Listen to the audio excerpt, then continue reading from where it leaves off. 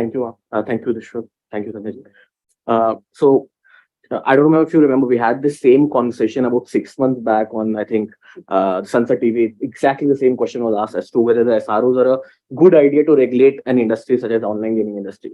So, firstly, what Mr. Vyasi said right now, one of the challenges the government would have had if there was a central regulator was that there is no one format or limited format of games that you have to look at. Correct?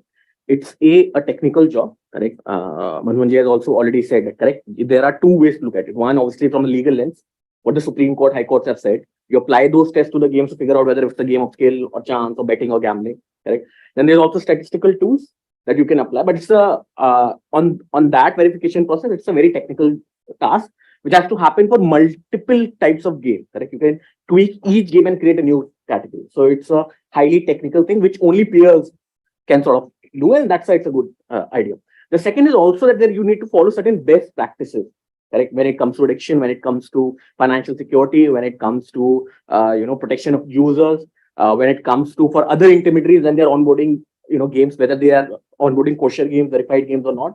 All those things will always be an evolving set of guidelines and safeguards. And for that, you need a body which is very hands-on.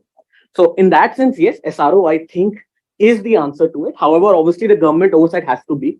In the current, at least in the current MeitY rules, there are enough safeguards. Firstly, if you look at the board of the SROs, it's a multivariate sort of stakeholders on the board of the SROs. There is a government appellate committee sitting on top of the SROs, looking at the decisions of the SROs. The government has retained power to even de-recognize SROs if they are not following what they're supposed to do.